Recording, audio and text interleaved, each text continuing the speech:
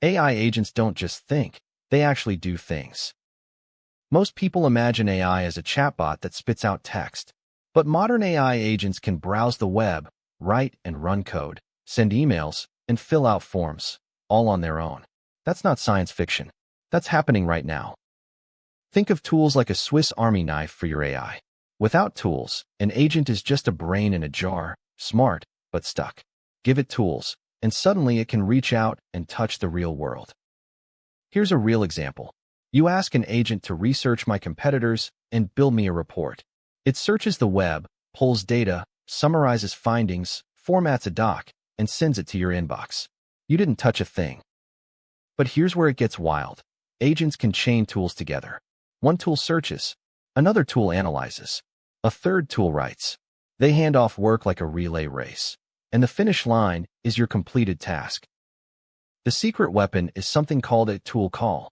The agent decides mid-conversation that it needs more information, pauses, grabs it, then keeps going.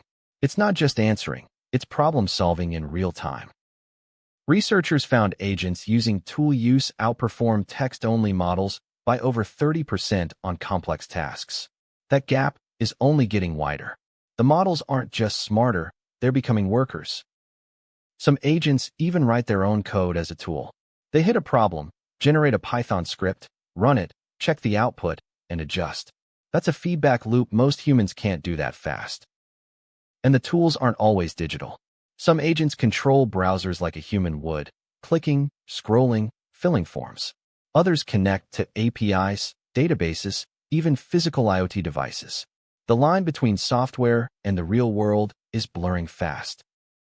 But here's the question nobody's asking. Who decides which tools the agent gets? That's where the real power sits. Whoever controls the toolbox controls what the agent can and can't do. That's a massive design decision most people overlook. Mistakes happen too. Agents can misuse tools, loop endlessly, or hallucinate data mid-task. That's why human-in-the-loop checkpoints still matter. Autonomy is powerful, but guardrails are what make it safe. The agents that will dominate aren't the smartest, they're the most well-equipped.